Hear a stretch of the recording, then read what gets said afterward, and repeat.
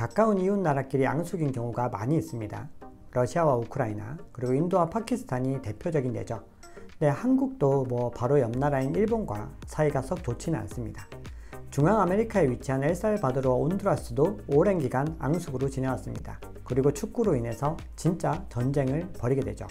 자, 잠들기 전에 보면 좋은 채널 박작가의 지식연구소 출발합니다.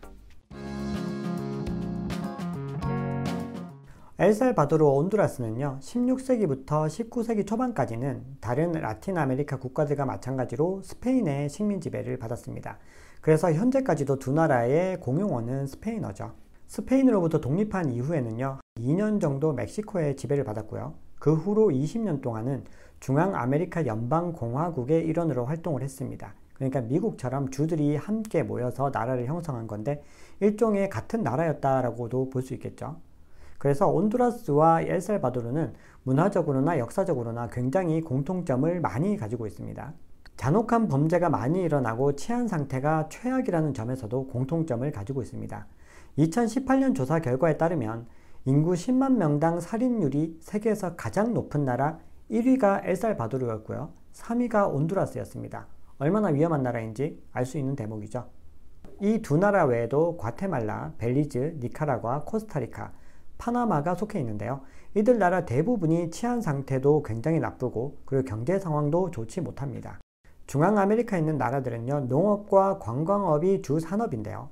사실 관광업이 말이 좋아서 관광업이지 치안 상태가 너무 불안해서 여행을 하기에 적합한 나라라고는 절대로 볼 수가 없겠죠. 그래서 대부분이 농업에 종사하고 있고요. 이 외에 별도의 수입을 벌어들이는 나라는 파나마 운하의 운임 수입료를 받고 있는 파나마 정도라고 볼 수가 있습니다. 그런데 최근에 중국이 라틴 아메리카에 굉장히 눈독을 들이고 있어요. 그래서 이 니카라과에 대운하를 건설을 하려고 했거든요.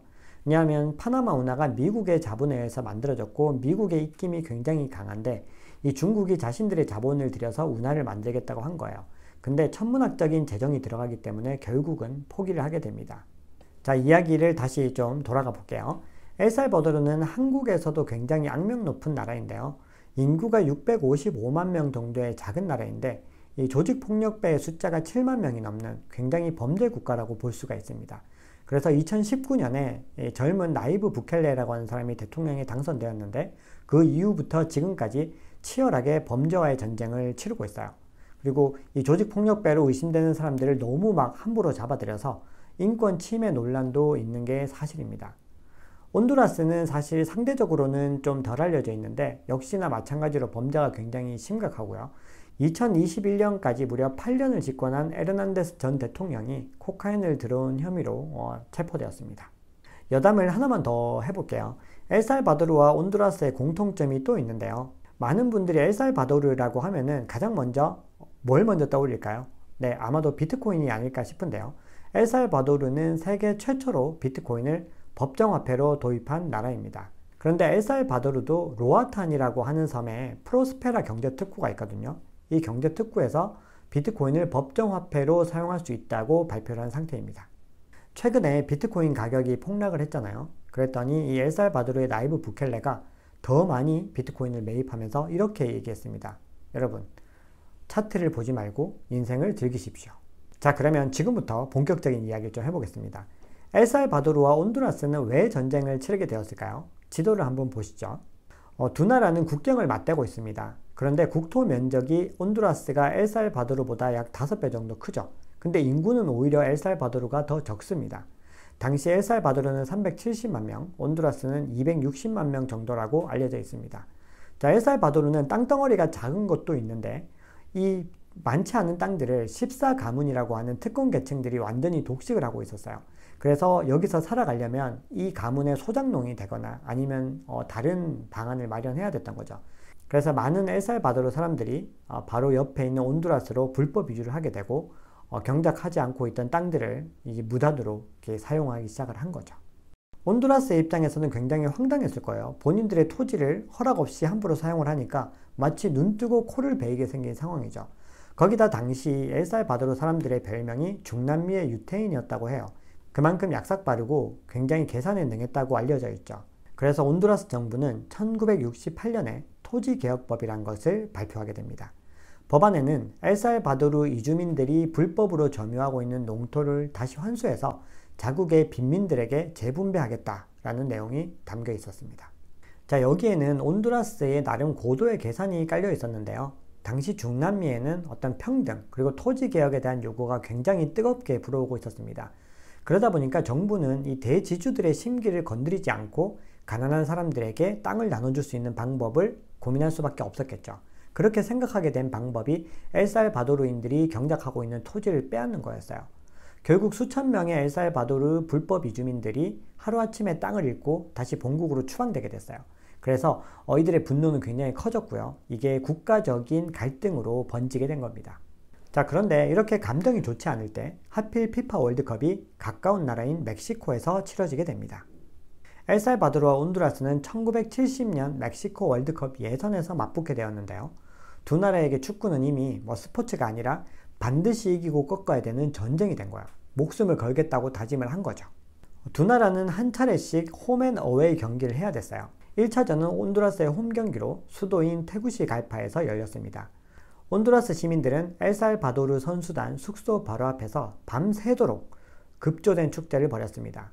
노래를 부르고 폭죽을 팡팡 터뜨리고 이렇게 하니까 엘살바도르 선수들이 밤새도록 한 잠도 잘 수 없었던 거예요. 그래서 다음날 거의 눈이 시뻘겋게 돼서 경기에 나서게 되죠. 결과는 어떻게 됐을까요? 온두라스의 1대0 승리로 끝이 납니다. 그런데 이 사건 때문에 엘살바도르에서 충격적인 사건이 일어나게 돼요. 엘살바도르의 한 열혈 축구팬 소녀가 자국 국가대표팀이 패배했다는 사실에 충격을 받고 권총으로 자살을 하는 일이 벌어지게 됩니다. 이 엘살바도르에서는 국가적으로 난리가 났겠죠. 소녀의 장례식에는 대통령과 축구 대표팀 전원이 참석을 해서 추모했다고 전해져요. 그래서 이는 정부가 나서서 이 달아오르는 국민의 악감정을 부추긴 셈이 된 것이죠. 자, 2차전은 엘살바도르의 수도인 산살바도르에서 열리게 되는데요. 엘살바도르인들의 분노는 거의 극에 달해 있었죠. 그래서 눈에는 눈, 이에는 이라고 했습니다.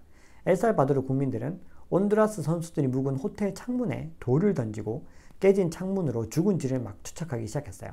거기다 호텔 요리사가 설사과 수면제를 넣은 요리를 경기날 아침 이 온두라스 선수들의 식사에 탔다는 소문이 돌기 시작합니다. 이건 공식적으로 밝혀진 사실은 아닙니다. 경기에서는 굉장히 참혹한 일이 벌어지게 돼요. 관중석에서 양측 국민들이 난투극을 벌여서 사망자가 속출하게 되죠. 결국 2차전은 3대0으로 엘살바도르가 승리를 거뒀습니다. 자, 현재 피파 룰이라면 엘살바도르가 본선에 올라가야겠죠. 그런데 당시에는 골 득실을 따지는 피파 규정이 없었습니다. 두 번의 경기로 승패를 가리지 못하자 피파는 3차전을 멕시코에서 열기로 합니다. 멕시코 정부는 대규모 유혈 사태를 막기 위해서 10만 명이 입장할 수 있는 경기장에 단 2만 명만 입장을 시켜요. 그리고 관중보다 훨씬 더 많은 숫자의 경찰을 투입하죠. 다행히 관중석 충돌은 막았는데요. 대신에 경기 자체가 엉망진창이었습니다. 양측 선수들이 육탄전을 벌이고 주먹 다짐을 하는 그런 사태까지 벌어지게 된 거예요. 결국 경기는 연장전 끝에 엘살바도르가 3대2로 승리를 하면서 월드컵 본선에 출전하게 됩니다. 경기는 끝났지만 두 나라의 관계는 걷잡을 수 없는 상태가 됐겠죠. 바로 교역을 중단하고 국교를 끊어버렸습니다. 자, 그런데 온두라스에서 엘살바도르인을 상대로 집단 린치 사태가 벌어지게 돼요. 이에 분노한 엘살바도르가 민간 여객기에 폭탄을 가득 싣고 테구시갈파의 공군기지를 급습하면서 전쟁이 시작됩니다. 자, 엘살바도르 육군은 12,000명 정도의 병력을 두 갈래로 나눠서 굉장히 신속하게 진격을 해요. 전체적인 군사력은 온두라스가 조금 위라고 했는데 기습을 당하니까 속수무책으로 무너졌죠. 그래서 순식간에 하루 만에 8km 이상 후퇴를 하게 됩니다. 그리고 순식간에 온두라스 8개의 도시가 함락되었죠. 축구에 이어서 전쟁에서도 완패를 할 위기에 놓였는데요. 그런데 온두라스 공군이 엘살바도르 공군 기지와 원유 시설을 타격하면서 전쟁이 어느 정도 비등비등한 양상으로 흘러가기 시작합니다. 결국 전쟁을 끝낸 건 온두라스도 엘살바도르도 아니었고요. 바로 미국이었습니다. 미국이 외교적 압박을 가해서 전쟁 개시 100시간 만에 휴전이 선언된 거죠. 물론 이후에도 갈등과 국지적인 충돌이 계속 이어졌고요. 이후로 두 나라 사이의 관계가 정상화되는 데까지는 10년이라는 시간이 더 걸리게 됩니다. 자, 근데 두 나라는 축구 전쟁을 벌였지만 사실 전쟁의 진짜 원인은 축구가 아니었겠죠. 이민자 문제, 경제 문제, 정치 문제 같은 게 오랫동안 골마왔다가 이 악감정이 축구를 계기로 터져 나오게 된 겁니다. 축구는 일종의 트리거의 역할을 했던 거죠. 열렬한 축구 팬이자 남미를 대표하는 작가 중에 한 사람인 우루과이 소설가 에두아르도 갈레아노는 자신의 시에서 축구 전쟁을 이렇게 묘사했습니다. 작은 농업 국가인 엘살바도르는 소수의 대지주에 의해서 지배된다. 온두라스는 쿠데타로 태어난 독재 정권이 통치한다. 엘살바도르는 쿠데타로 태어난 군사 독재 정권이 지배한다. 온두라스의 독재자는 미국으로부터 무기를 공급받는다. 엘살바도르의 독재자는 미국으로부터 무기를 공급받는다. 네, 어떤가요? 두 나라의 모습이 마치 쌍둥이처럼 똑같습니다. 자, 시청해주셔서 감사합니다. 내용이 괜찮으셨다면 구독, 좋아요 부탁드립니다.